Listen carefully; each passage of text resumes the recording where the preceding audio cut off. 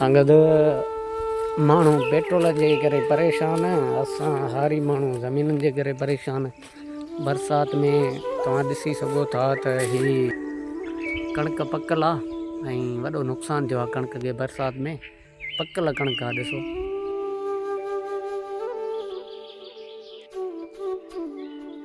आवाज़ सोट शानवाज़ सां गॾु आया आहियूं अॼु ज़मीन ते।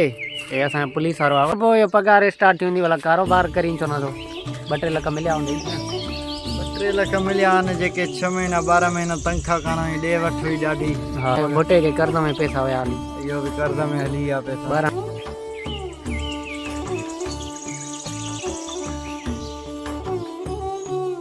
हे ॾिसी सघो था कणिक तयारु लॻी पई आहे, पकी लॻी पई आहे, पर वॾो नुक़सानु जेको थियो आहे कणिक जो थियो आहे।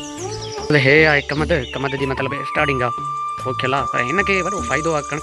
कणिक खे नुक़सानु आहे, बाक़ी कमद खे फ़ाइदो। कमद खे हींअर पाणी जी ज़रूरत बि आहे, छो जो हीअ हाणे मतिलबु तयारु थियण वारो आहे न, स्टार्टिंग आहे न हिनजी।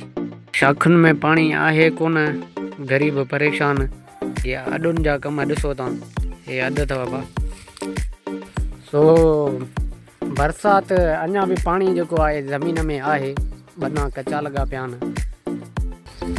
शानवाज़ मिलियो, शानवाज़ चवे पियो त बाबा कब्रिस्तान जो भरे वीडियो मोकिली न। मूं चयो भाउ छो भाउ कब्रिस्तान में अची ख़बर पए न बाबा मरणो हिते अथनि, हिते पुरणो अथनि। उहा त ख़बर हाणे हर को टाइम ते मरंदो, ईअं थोरी आहे त माना मां वरी जेको मुलनि वारो हथु वठां जेको आहे कब्रिस्तान जा वीडियो भरे मोकिलिया आहिनि, ख़ौफ़ ॾियारिया आहिनि।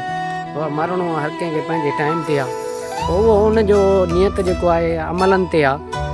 अमलनि जो चवंदा आहिनि न दारोमदार नियतनि ते आहे। पोइ कहिड़े नमूने जेको आहे पेश था कनि पंहिंजा अमल। इहो अथव पुलिस वारो अथव, सॼी राति ड्यूटी कंदो आहे, वरी जेको आहे सुबुह जो उथी करे माल लाइ गाह कंदो आहे ड्यूटी सां गॾु गॾु। मां हिनखे माना एप्रिशिएट कंदुमि, इहो वॾो महिनती छो। तूं बुआ जी भारी ॾे न असांखे हिकिड़ी हवा। जॾहिं इहो थो चए सीज़न ख़तमु जे पोइ खणी सीज़न ख़तमु जे पोइ फ़ाइदो। हा हा